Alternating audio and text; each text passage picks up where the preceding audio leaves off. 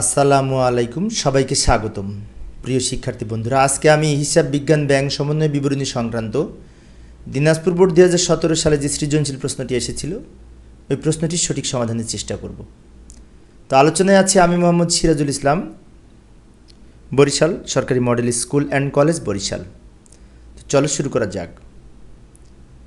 এই যে প্রশ্নটি তোমাদের সামনে আমি উপস্থাপন করলাম, লক্ষ্য করি দিনাজপুর বোর্ড 2017, এখানে কিছু উদ্দীপক দেওয়া আছে। ব্যাংক বিবরণীর আর এক নাম পাস বই।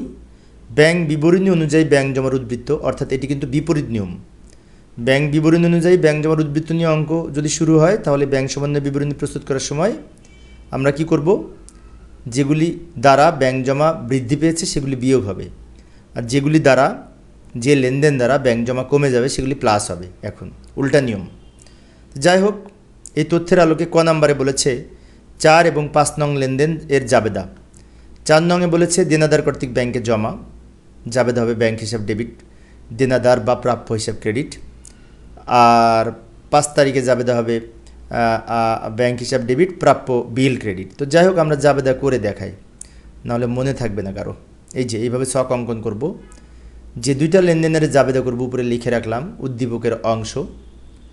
এখানে তারিখ লিখব, যে তারিখ দেয়া ছিল। ব্যাংকে সরাসরি জমা দান, ব্যাংক জমা বৃদ্ধি পাবে, সেজন্য জাবেদা করব ব্যাংক হিসাব ডেবিট 4000 টাকা। আর দেনাদার জমা দিছে, তো দেনাদার বা প্রাপ্য হিসাব ক্রেডিট 4000 টাকা। ব্যাখ্যা লিখতে পারি দেনাদার কর্তৃক সরাসরি জমা, দেনাদারের আর এক নাম কিন্তু প্রাপ্য হিসাব, এটি আমরা জানি। পরবর্তীতে প্রাপ্য বিলের টাকা ব্যাংক আদায় করেছে, আবার এখানে এটি দ্বারাও ব্যাংক জমা বৃদ্ধি পেয়েছে, তাই আমরা জাবেদা করব ব্যাংক হিসাব ডেবিট। এবং প্রাপ্য বিল বা প্রাপ্য নোট ক্রেডিট, প্রাপ্য বিল বা প্রাপ্য নোট ক্রেডিট যাই বলি না কেন, ব্যাখ্যায় লিখব ব্যাংক কর্তৃক প্রাপ্য বিলের অর্থ আদায়। এই দুইটা জাবেদা করলাম, দুইটা জাবেদা করতে বলেছিল। ক নাম্বার শেষ। আবার উদ্দীপকে ফিরে যাব খ নাম্বারের জন্য। খ নাম্বারে বলেছে কেবলমাত্র ব্যাংক বিবরণীতে লেখা হয়েছে এমন লেনদেনের পরিমাণ নির্ণয় করো। তো ব্যাংক বিবরণীতে লেখা হয়েছে কোনগুলি, যেগুলির পাশে লেখা আছে নগদান বইতে লেখা হয়নি। অনেক সহজ, এই যে ব্যাংক কর্তৃক আদায় হয়নি, এটা হবে না। ব্যাংকের বইতে লেখা হয়েছে সেইগুলি, এই যে সরাসরি ব্যাংকে জমা দান নগদান বইতে লেখা হয়নি, প্রাপ্য বিলের টাকা আদায় নগদান বইতে লেখা হয়নি, অর্থাৎ ব্যাংক লিখেছে এইগুলি যেগুলি নগদান বইতে লেখা হয়নি। এই চারটা কোনটা কোনটা, 4, 5 আর 6 নাম্বারের দুইটা, এগুলিই আমাদের খ নাম্বারে আসবে। তো আমি এই যে ওই তিনটা লেনদেন এখানে নিয়ে আসলাম। তিনটা লেনদেনের মধ্যে কিন্তু 4টা আইটেম আছে, কারণ শেষেরটা 2টা আইটেম। এইগুলি ব্যাংক লিপিবদ্ধ করেছে, কেবলমাত্র ব্যাংকে লিপিবদ্ধ করেছে, মানে কি নগদান বইতে লেখা হয়নি, সেইগুলি আমরা এখানে লিখব। খ নাম্বারের উত্তর হবে। তো প্রথমে লিখব এই যে 4 নং, দেনাদার কর্তৃক সরাসরি ব্যাংকে জমা 4000 টাকা। প্রাপ্য বিলের অর্থ আদায় 3000 টাকা। ব্যাংক কর্তৃক মঞ্জুরিকৃত সুদ এই 450 টাকা। ব্যাংক চার্জ এই 500 টাকা।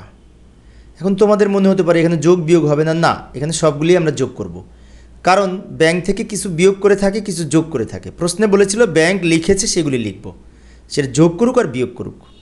এগুলি ব্যাংক কেবলমাত্র লিখেছে, নগদান বইতে লেখা হয়নি, এইগুলি খ নাম্বারের উত্তর হবে। সব যোগ করে শেষের ঘরে লিখব, এখানে মোট লিখব। এইভাবে আমরা খ নং এর উত্তর দিতে পারি। শুধুমাত্র ব্যাংক বিবরণীতে লেখা হয়েছে কিন্তু নগদান বইতে লেখা হয়নি সেই লেনদেনগুলি একত্রিত করে। খ শেষ। আবার উদ্দীপকে ফিরে যাব, এই যে লক্ষ্য করি গ নাম্বারের জন্য উপযুক্ত লেনদেনের বিবেচনায় একটি ব্যাংক সমন্বয় বিবরণী প্রস্তুত করো। আমার মনে হয় অনেক সহজ হবে ব্যাংক সমন্বয় বিবরণীটা, জটিল কোনো আইটেম নাই। কিন্তু একটি বিষয় মনে রাখবো, ব্যাংক বিবরণীর আর এক নাম পাস বই, অর্থাৎ পাস বই অনুযায়ী ব্যাংক জমার উদ্বৃত্ত। তার মানে কি, ব্যাংক জমা কমে গেলে যোগ হবে, ব্যাংক জমা বৃদ্ধি পেলে মাইনাস হবে। সেই নিয়মে করব, উল্টা নিয়ম। উল্টা নিয়ম কেন বললাম, আমি অবশ্য ছাত্রছাত্রীদের যখন শেখাই, আমি একজন সরকারি কলেজের শিক্ষক, তখন শিক্ষার্থীদের এইভাবে শেখায় যে উল্টা নিয়ম আর সোজা নিয়ম, উল্টা নিয়ম আর সোজা নিয়ম। নগদান বই নিয়ে ব্যবসা শুরু হলে আমি সোজা নিয়ম বলি, আর যদি ব্যাংক বিবরণী নিয়ে বিশেষ করে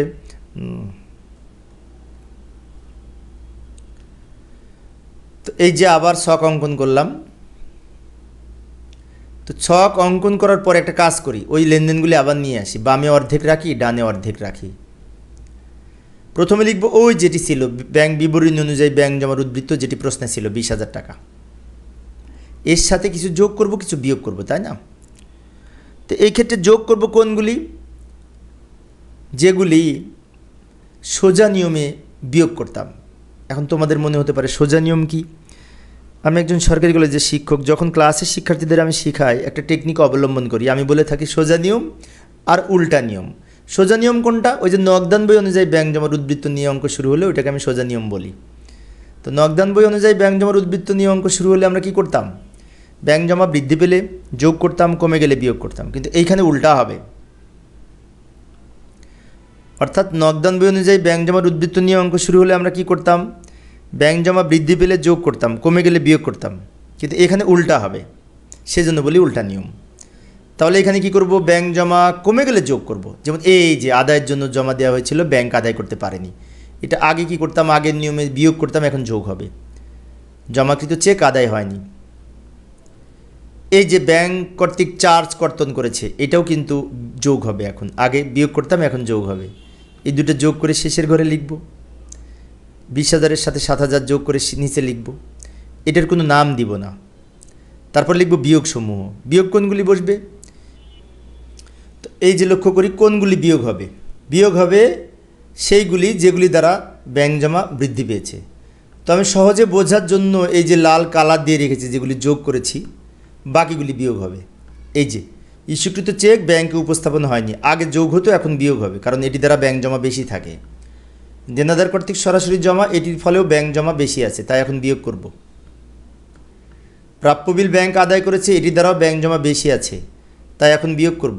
ব্যাংকে বেশি থাকলে এই নিয়মে বিয়োগ হবে। ব্যাংক কর্তৃক সুদ মঞ্জুর, এটির দ্বারাও ব্যাংক জমা বৃদ্ধি পেয়েছে, তাই আমরা বিয়োগ করব। অর্থাৎ যে দুটা যোগ করেছি আমরা, সেগুলো বাদে বাকিগুলো বিয়োগ করব। ব্যাংক সমন্বয় বিবরণীর এই একটা সুবিধা, যেগুলি আমরা লিখব আগে যোগের মধ্যে, ওইগুলো বাদ দিয়ে বাকিগুলি বিয়োগ করব। কিন্তু বুঝে লিখতে হবে, বারবার প্র্যাকটিস করলেই আমরা পারবো। এগুলি সব যোগ করে শেষের ঘরে লিখব, নিচে দাগ দিব। এই 27,000 আর 15,950 দুটো যোগ করে নিচে লিখব। তো যোগ বিয়োগের সময় অবশ্য ক্যালকুলেটর ব্যবহার করব। এই যে 11,050 হয়, এবং এই সোজা বামে লিখব নগদান বই অনুযায়ী ব্যাংক জমার উদ্বৃত্ত। আগে ছিল কি ব্যাংক বিবরণী অনুযায়ী ব্যাংক জমার উদ্বৃত্ত, এখন হলো নগদান বই অনুযায়ী ব্যাংক জমার উদ্বৃত্ত। উপরে যা থাকবে তার বিপরীত হবে। এইভাবে আমরা সমাধান করতে পারি।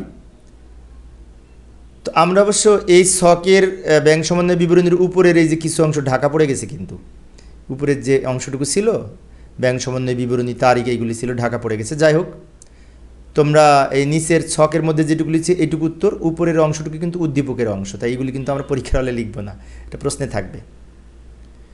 তো প্রিয় শিক্ষার্থী বন্ধুরা, এই ছিল আমার আজকের আলোচনার বিষয়। আমি পরবর্তী ক্লাসে এই যে যশোর বোর্ড 2017 সালে যে সৃজনশীল প্রশ্নটি এসেছিল, ওই প্রশ্নটির সঠিক সমাধানের চেষ্টা করব। দেখার আমন্ত্রণ রইল। পরিশেষে সবাই ভালো থাকবে এবং সুস্থ থাকবে, এই কামনায় খোদা হাফেজ।